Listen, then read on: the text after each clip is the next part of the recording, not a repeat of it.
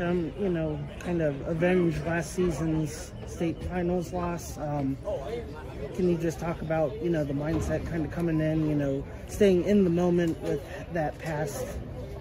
Yeah, Chardon's a really good team. We obviously saw it last year. We saw it earlier this year. They kind of pounded us. I'd be lying if it wasn't in the back of our minds a little bit, but it's just not something we talk about all the time at practice. We're trying to kind of perfect our game and achieve our game goals and get our check marks and things like that. So it wasn't like we've spent the last 7 days just talking Chardon. We know they're a really good team. We've played a lot of really good teams this year. But yeah, I guess there was a little extra in the tank today, but our kids responded, and we weren't too over the top as far as, like, we got momentum and we just kind of kept it. Came out of the gate hitting the ball well, and then Chardon did make that comeback there in the middle innings. Just kind of talk to, you know, keeping the guys, you know, focused on the task at hand and not the what ifs.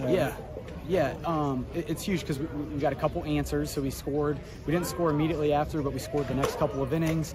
And then both Carhoff and Jordan Keevan just made some really big pitches. We turned some really big double plays today. We made some really, really good defensive plays.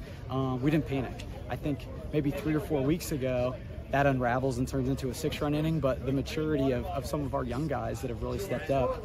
And then we have a ton of guys that have been there and done that. So when you have guys that have been there and done that, nobody panics because they've seen a lot of situations.